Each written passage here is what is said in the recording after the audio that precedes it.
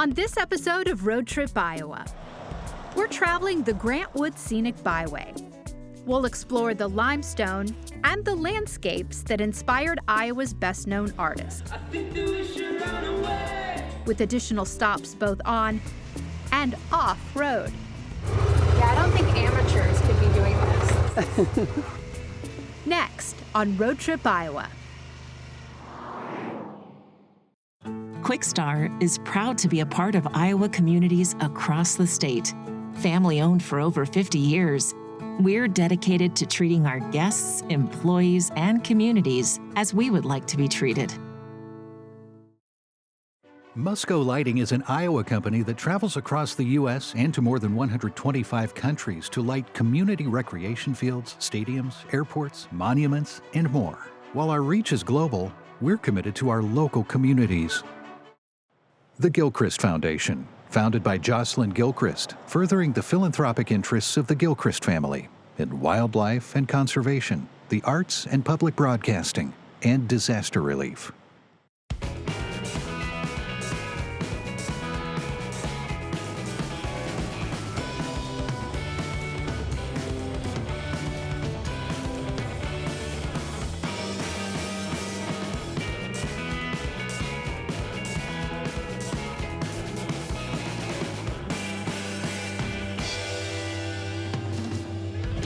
From Stone City to the Mississippi River, the Grant Wood Scenic Byway is an 80-mile journey through the picturesque countryside that inspired Iowa's most famous artist.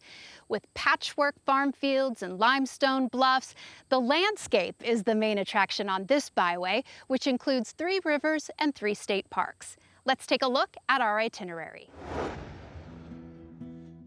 We'll go inside at the Anamosa State Penitentiary Museum, wander deep into the Makoka caves, catch a concert at an unlikely venue, and we'll hit the trails for some all-terrain excitement. But first we head to Anamosa, the birthplace of Grant Wood, whose Depression-era paintings transformed scenes from the American Midwest into iconic works of art.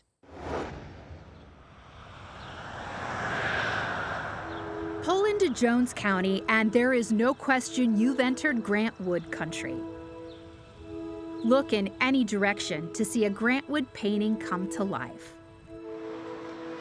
Learn more about this influential artist on Anamosa's Main Street at the Grant Wood Art Gallery. Grant Wood was born about 3.5 miles east of here on a small farm. Lived here for the first 10 years of his life until his father died, and then his mother and sister moved to Cedar Rapids. Got his first schooling here at the Antioch Church. He loved this area because of its landscaping and that kind of stuff. Born in 1891, Grant Wood was a pioneer in the regionalist art movement of the 1930s. His dreamlike paintings celebrated themes of manual labor and pastoral beauty at a time when rural America had been devastated by the Great Depression. Wood studied art in Minneapolis and Chicago, and he made his living as a teacher. He served in World War I, and like other artists of his generation, he went to Europe in search of inspiration. But he would find his artistic voice in coming home. He just came back to what he loved, and that was this area, and so that's what he painted. One of his quotes was that the best ideas he ever gotten was sitting underneath a cow milking it. And he believed that there could be great art by people just painting what they knew.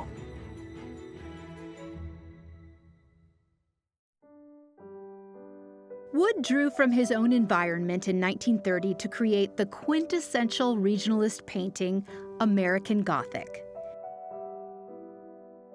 Inspired by an Eldon, Iowa farmhouse featuring a unique Gothic window, the artist recruited his sister and a local dentist to model as farmers in the painting's foreground. A pitchfork propped between them completes the scene. The iconic image struck a chord as a symbol of rural stoicism in the face of the Depression. It would become one of the best-known artistic works of the 20th century. When I was a bus tour guide, we'd get a lot of people from all over the country. When I would tell them about Grant Wood was born here and lived here most of his life, if I'd get a blank look, I would just hold up the American Gothic picture above it and everybody would go, "Oh, that's who we're talking about." I've been told that it's the second most recognizable painting in the world, behind Mona Lisa. The Grant Wood Art Gallery offers a comprehensive look at the painter's career and insights on his local inspirations, including neighboring Stone City with its patented limestone structures, a perilous highway bend on the edge of town, and a tribute to ag innovation in nearby Viola. He was able to touch something personal in everybody with the harvest dinners and working in the gardens and that kind of stuff. That was things that you grew up with. He was able to touch something that everyone recognized.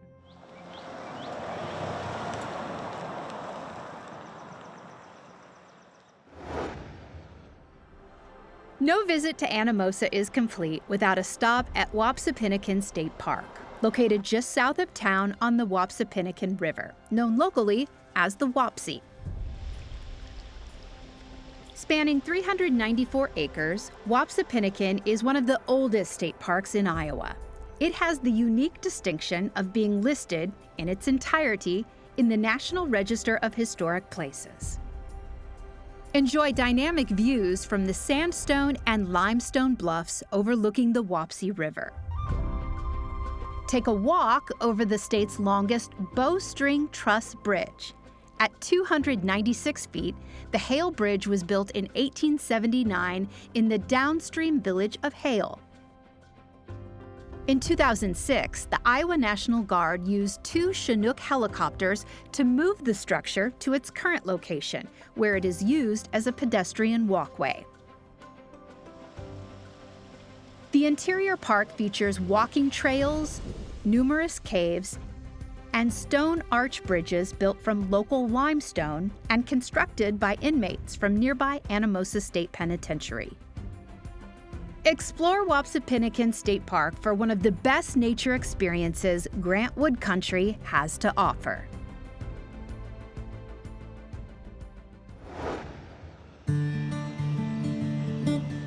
Local limestone is on display in grand fashion at the Anamosa State Penitentiary. This towering Gothic Revival prison was built by inmates and has been in operation for more than 150 years. Learn the story behind the facility at the Anamosa State Penitentiary Museum. Well, first thing that most people notice is the architecture. In a small little Iowa town like Anamosa rose this magnificent structure. In fact, most inmates, when they are brought here by the local sheriff and they first see this place, they are completely overwhelmed. They'll tell you, even years later, they'll tell you, I still remember that day when I first crested the hill and saw that place. It's like somebody transported a European castle into this small Iowa town. Steve Wendell spent 31 years as a correctional counselor at Anamosa. He co-founded the museum with another counselor, the late Dick Snavely. They found the perfect museum location just outside the prison walls in a building that had once housed an inmate-operated cheese factory. Neither one of us were museum people, but we toured a lot, and we tried to absorb as much as we could about how to construct displays. We had very little in terms of finance.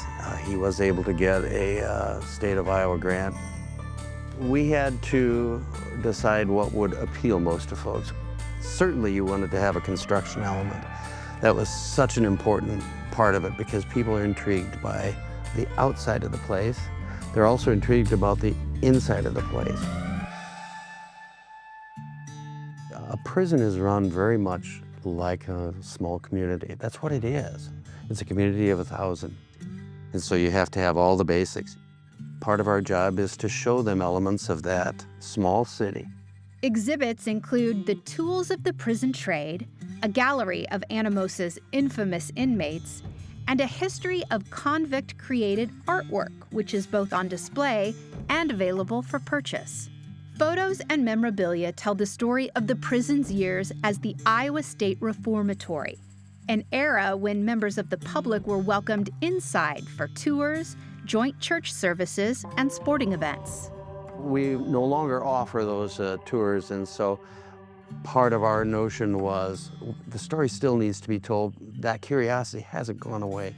People are still wanting to know about this place. Well, in lieu of no more tours, we have this.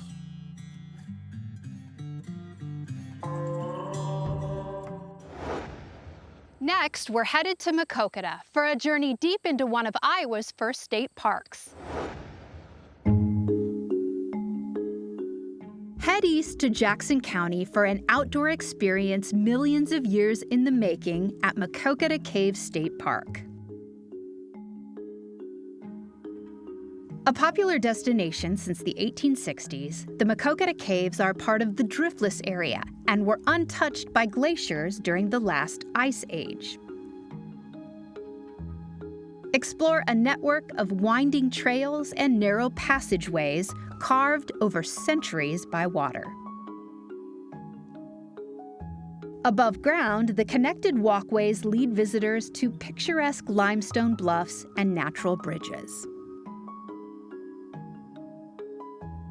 Whether you're a seasoned spelunker, a natural history enthusiast, or just looking for a day of family fun, Makoka Cave State Park offers something for you.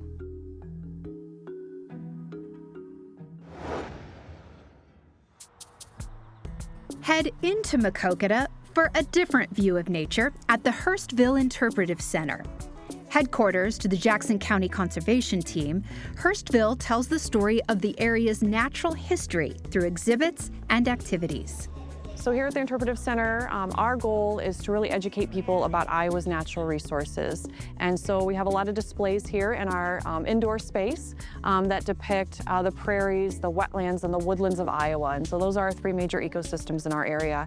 And so we really want people to learn about that natural environment. And then we really encourage people, after spending some time indoors, go outside, go explore. People can explore and wander through a reconstructed prairie. We have a pollinator garden, and so kind of educating about planting native species, whether that's trees, shrubs, or wildflowers and grasses and sedges. We also have a small frog pond. You will often see in the summertime kids taking off their shoes and socks, wading right in there. Yep, it's a leopard frog. We're actively encouraging people to get out and discover what's out here. A busy roadside may be an unusual location for a nature center, but for Hurstville's restored prairie and wetlands, the blacktop is where it all began. In the late 1990s, early 2000s, Highway 61 was being turned into a 4-lane highway. They had to mitigate wetlands, and so they turned to the county to say, hey, would the county like to manage these wetlands? And it was kind of an opportunity for the Conservation Department to step in and say, hey, this would be a good opportunity for an educational center with access to the highway, you know, visible for people to stop.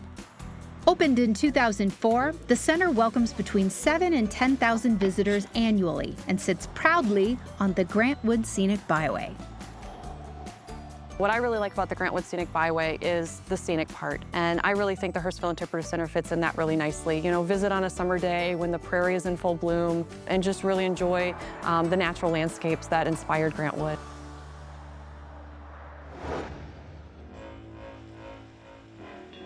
Since 2009, music fans have ventured to the outskirts of Makoka, where they park their cars, board an old school bus, and disappear down a winding gravel road. Their destination? Codfish Hollow Barntormers, a concert venue unlike any other. My grandpa built this barn in 1954, and we host concerts. There's free camping, kind of like a little mini festival.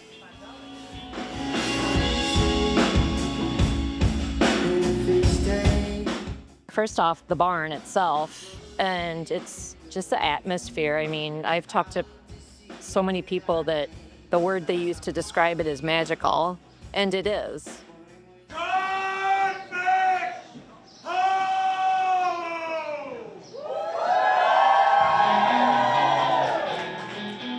The first show, we didn't have a stage, we didn't have a sound booth, we didn't have any of that. We didn't think we might ever do it again until it happened, and then we were like, that was very awesome, let's keep doing this. Owner Tiffany Beal and her husband Sean had no background in music promotion before booking their first barn concert, but they built it and the people came. In the beginning, it was just get all the hay and the cows out of the barn so that we could have our first concert. Bands had a good enough time here that they told their friends, and their friends told their friends, and then they just started coming. This is probably my 5th time, maybe 6th time here. I mean, this place is like 1 in a million. There's no other place like this in the whole world. As word of mouth spread, this little barn outside Makoka began to attract some very big names. It's fun to see people who've never been here before come and just look and see all of the signs that are up on the ceiling. Nathaniel Rateliff from the Night Sweats, Dawes, Counting Crows have been here, Nora Jones has been here. So many other bands that you might not necessarily hear about on mainstream radio are here. It's a challenge sometimes because it's a barn. There's no heat or air conditioning thing, so basically we have to load in, load out every show. Share the barn with a lot of critters, mice and birds, and I can hear them in the background. Our goal is to make the best possible sound for everybody in here, for the bands, for the patrons, for everyone. We just give the bands everything that we have out here. I basically hand my house over to them and tell them the house is yours. Except we started, now that we're old enough, or older, we keep our own bedroom, my husband and I, but in the olden days, we gave that up too and slept on the floor. But give them lunch, supper, bands will stay overnight in the house, and then we cook them breakfast before they're on their way the next day. Yeah, this is definitely the coolest place I've ever played, so. I think that we should run away. Find a better place. I heard one of our more veteran bands telling a band that was opening for them that had never been here before that Codfish was the destination venue and that you might come play here just so you get to come spend the day. And I thought that was like a huge compliment. Together, live our lives forever on the run, on the run.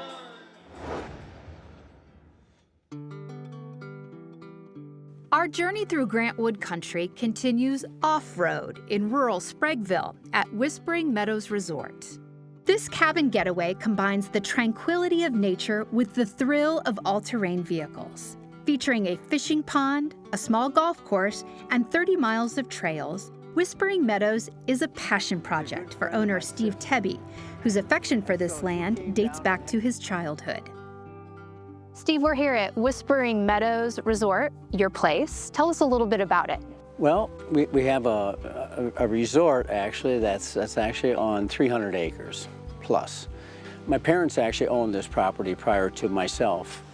In my childhood, I would come down here hunting and things like that. It was kind of one of those places where you could kind of be with yourself and it kind of felt like you're almost getting closer to God for some reason. So that experience you had, you wanted to help bring to others. Exactly. Back in 95, then my parents wanted to sell it.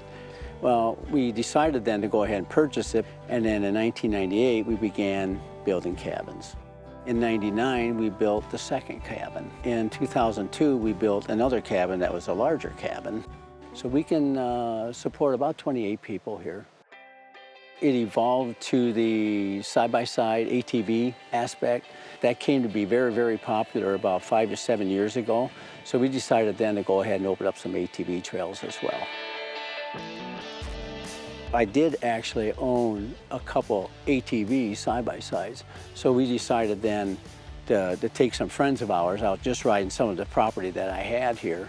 And one of the gentlemen says, you know, Steve, did you ever think about opening up some ATV trails to enjoy like what we just had here today? And I says, nope, never thought of that. So then I had another gentleman that had a a skid loader with a cutter on it. So he actually come out then and cut some trails. I put the flags out, and he just followed right where I put the flags. So at that point, then we had 10 miles of trail. And it has now evolved then to 30 miles, So it took a lot of work. Yeah, a lot of work. Yeah. Yeah. Would you like to have a little tour of the trails? I would love to. Let's take a ride. Sounds great.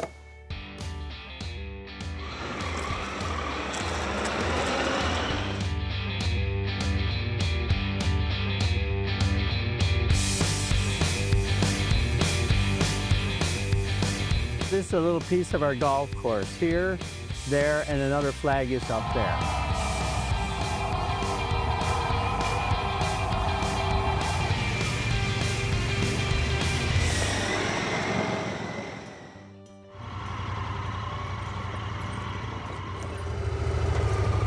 Release that rock.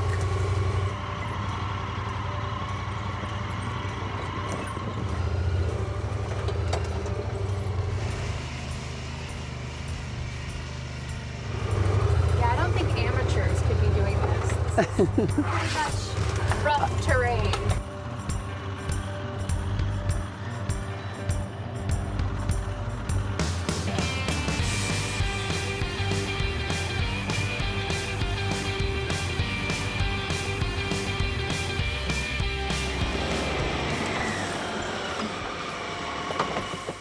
I think I'd like to take it for a ride. All right, let's get after it, okay? Okay, here we go. All right. Am I driving too fast? You're doing fine. Okay. Hey. Drive over on the dike of the pond. Okay. I think you can handle that. You won't put her in the drink, I don't think so. Hopefully. Where Grant Wood used a paintbrush, Steve Tebby transformed his family farm into an off-roading destination resort. There are many ways to appreciate and enjoy the natural beauty of eastern Iowa. All it takes is a little creativity.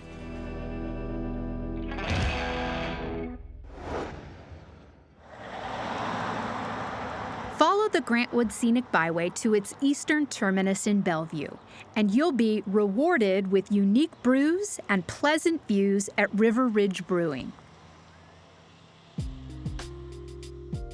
I would say River Ridge is known for brews with a view, like brews and views. If you want a brew and you want a good view, you would come here. Location is the thing at River Ridge. Dating back to 1860, this warehouse was once home to an international harvester workshop and showroom and sits neatly alongside the Mississippi River. Textile Brewing in Dyersville acquired River Ridge in the fall of '22. The owners were just simply looking to move on, and we came here, looked at it, saw the view, and we're like, this is amazing. But we knew when we came to Bellevue, the main thing we wanted to do was keep the core values. We wanted to keep it River Ridge Brewery. People were so fond of this brewery that they had created in this little town. River Ridge has become a community staple thanks to its signature variety of lagers, blondes, IPAs, ambers, sours, and stouts, as well as experimental brews, plus a patio like no other. This is their Or What IPA. What was it? The Or What? O-A-R? Or What? Yeah, you said it right. Yeah, a lot of them are river-oriented names. Honey Blonde. There's only one. What is it, gang? Amber. Amber. Flat bottom amber. The river and this patio is what it's a great attraction. Friday, Saturday, and Sunday is pretty darn busy here on the patio. A lot of times not very many people inside because, I mean, you just can't beat this view. Bellevue, beautiful view. Bellevue is a very tight-knit, close community. We're very proud of our little town. If someone were traveling the Grant Wood Scenic Byway, I would say River Ridge would need to be a stop for them so that they could enjoy one of our amazing brews with an amazing view and enjoy just a little spot on the Mississippi that you really won't find anywhere else. With vistas straight out of a painting, it's no surprise the landscapes along the Grant Wood Scenic Byway have inspired Iowans for generations. We studied the life and work of artist Grant Wood. stretched our legs at the HurstvilleInterpretive Center, saw a concert in a barn at Codfish Hollow, and we took in the view on a patio overlooking the Mississippi River. A trip down the Grant Wood Scenic Byway is sure to spark your creativity. So grab some paint and a brush, pick a hillside, and get started on your masterpiece today. For more on the history, culture, and landscapes along Iowa's scenic byways, join us next time on Road Trip Iowa.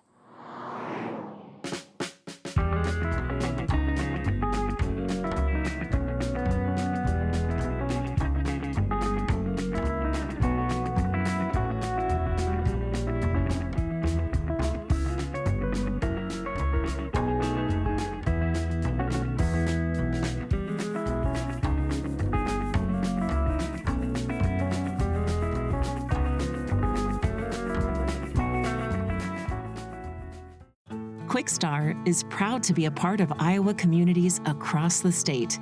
Family-owned for over 50 years, we're dedicated to treating our guests, employees, and communities as we would like to be treated. Musco Lighting is an Iowa company that travels across the U.S. and to more than 125 countries to light community recreation fields, stadiums, airports, monuments, and more. While our reach is global, we're committed to our local communities. The Gilchrist Foundation, founded by Jocelyn Gilchrist, furthering the philanthropic interests of the Gilchrist family in wildlife and conservation, the arts and public broadcasting, and disaster relief.